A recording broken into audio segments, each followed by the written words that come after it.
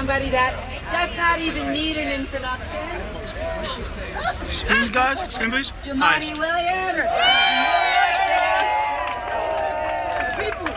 The People's Speaker. Yes. Peace and blessing. Love and light, everybody. How are you? I love the name Medicare Disadvantage. That's perfect. My only question is this how you treat retirees? No. We have folks who work for the city their entire lives, helped us get to this point, and this is how we're treating them. Right. That doesn't make any sense. It really doesn't. And I'm really frustrated that I can't get any real reason of why we have to do this, and so I have to just believe that it is simply about money. Somebody wants to make some more money on the backs of people who don't have it, quite frankly. And that's not right. We can't talk about how bad healthcare is nationally and ask our national folks to do stuff about it and then do the opposite here in the city. That also doesn't make any sense. People deserve to have quality healthcare, period. And especially if you were made a promise of what your years would be after you left the city, that promise must be kept. And 65,000, from my understanding, people have chosen to keep their current plan, even at additional money. What about the people who can't do that? How many times are we going to say, if you have some more privilege, you can be safe, you can get health care, but if you don't, to hell with you. We should be an example for the nation. We should be leading on how to treat people, particularly the people who are most vulnerable to us, and most the people who have helped us get where we are today.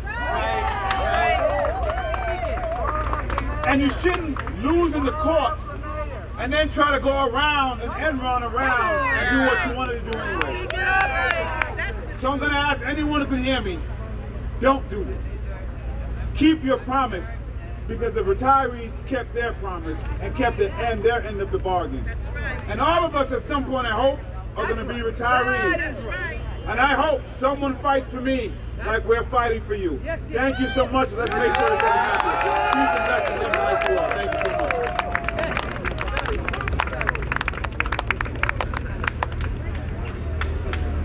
Thank you, Juhmani Williams. We are so fortunate, City of New York, to have him as one of our leaders. Thank you. And now I am also proud to introduce Neil Frumkin, who is the Vice President for Inter-Union Relations for DC 37 Retirees Association. DC 37 retirees have been stalwarts in this fight. Oh yes. Good afternoon. I just want to say, in the mid-1970s, when there was an actual fiscal crisis in the city of New York, there was an attempt made to get rid of health care, lessen health care for active workers and retirees. At that time, the city council stood up. A former president of my local, SSAU 371 of District Council, her name was Mary Pinkett. Mary Pinkett was in the city council, and she led the effort to block the lessening of health care services for city workers and retirees. And as Casey Stengel used to say, you can look it up. Now, during this rollout of the Medicare Disadvantage plan, the MLC leaders and the Office of Labor Relations said that they were offering a better plan than what we have already. They said the city would save $600 million a year with this plan. So brothers and sisters, Does that sound too good to be true? And you know what they say, if it's too good to be true? It's not true.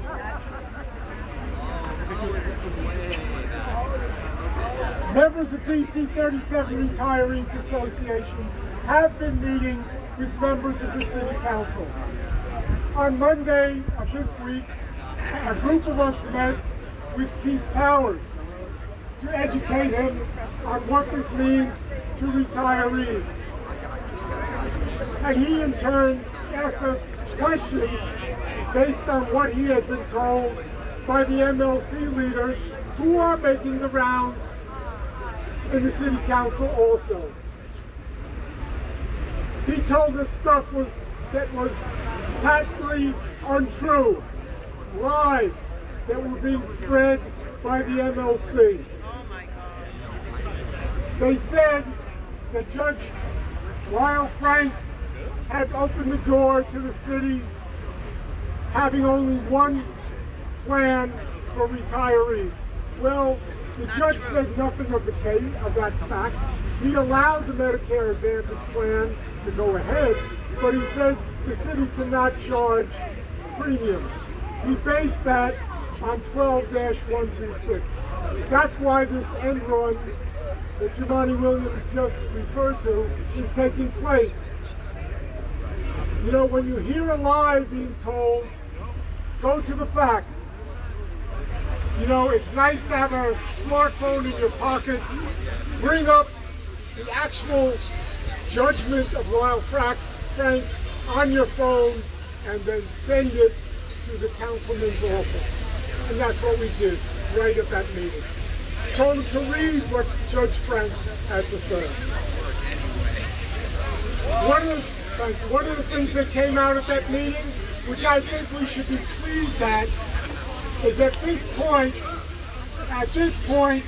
there is no sponsor for the change in 12-126. Nobody, no council member has stood up and said, I will present this as my resolution. That's a good thing. We can cheer that. Yes. No change is a good change. No change is a good change. Okay. So, the New York Times, this is my friend. He needed pre-approval, or she needed pre-approval for a necessary treatment. Didn't happen. You know, this could be a big joke, except I don't know if people read the New York Times 2.5 weeks ago. They had an article about a study about Medicare disadvantaged plans, right?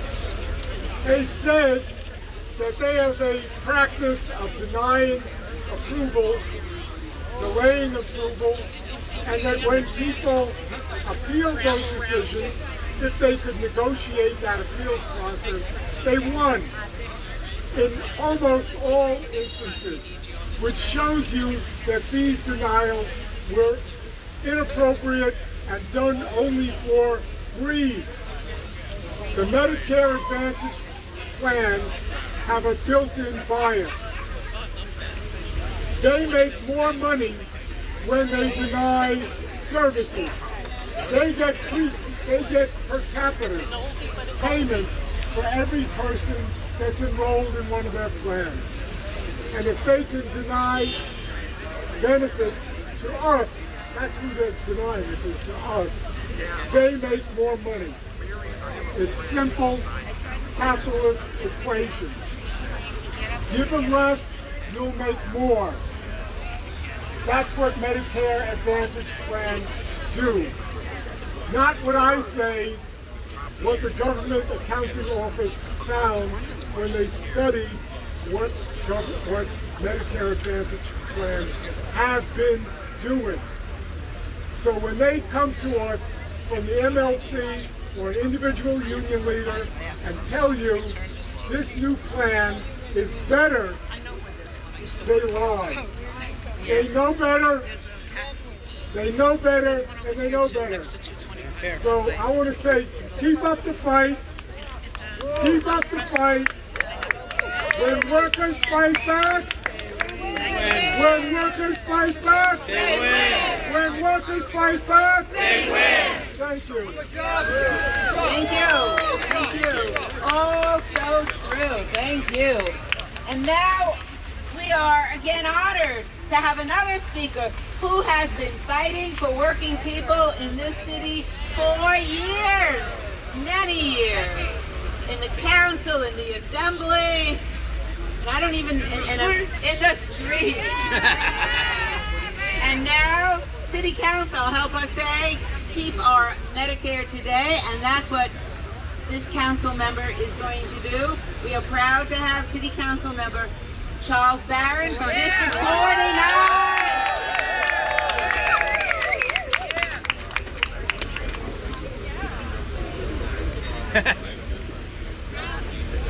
This is a classic case of capitalism gone mad.